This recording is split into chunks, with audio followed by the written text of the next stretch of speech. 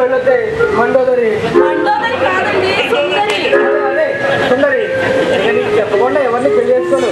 నీ వేళ ఒట్టు మిమ్మల్ని ఎవరో పిలుస్తున్నారండి. ఏమండి, ఆయన్ని కాదు, మీ పేరే సుబ్బారావు, మిమ్మల్ని పిలుస్తున్నారు. ఎవరది? ఇతను ఇమ్మానేలని. నా పేరు ఇమానేయులు శివబాబు. ఏమి కాదండి, నా పేరు అంజుబాబు అండి. అంజుబాబు అండి. అంజుబాబు మా ఆఫీసు కాదండి, వద్దండి, నేనే చెప్తానండి. మళ్ళీ ఏ పులుకులు పుచ్చకాయలు అంటారు. నేను మీ ఆఫీసులో అటెండెంట్ అండి. సరేలే, మళ్ళీ ఎందుకు వచ్చావు? ఎందుకు రానండమ్మా, అల్లుడు ఆఫీసులో ఏదో నిర్వాహం వెలగబెట్టి ఉంటాడు. దాంతో అల్లుడి ఉద్యోగం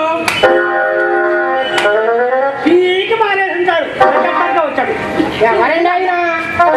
ఆయన ఆయన ఈయన గారికి నాన్నగారు, నాకు బావగారు. ఓహో, అమ్మగారి నాన్నగారా? అమ్మగారి నాన్నగారి పోయి 5 ఏళ్ళైంది.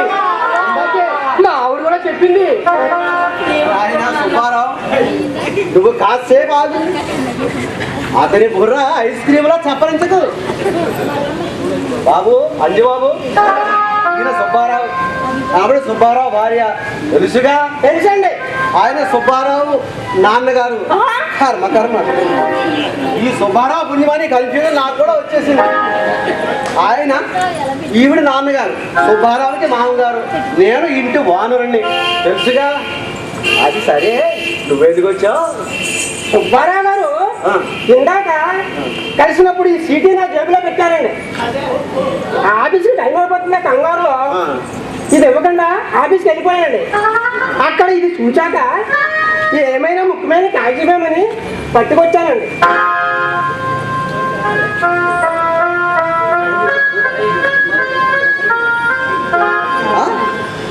ఇది ఇందాక సుబ్బారావు మర్చిపోయి గిఫ్ట్ కూపన్. అది గీతే ఏదో బహుమతి ఉంటుందండి. వేరే గీపుతారు కానీ నువ్వు నన్నుకే కదూ. ఏమిటి? ఏం బహుమతి ఏమిటి? ఈ దంపతులు ఇద్దరికి విదేశీ ప్రయాణం, విదేశీ ప్రముఖులతో విందు.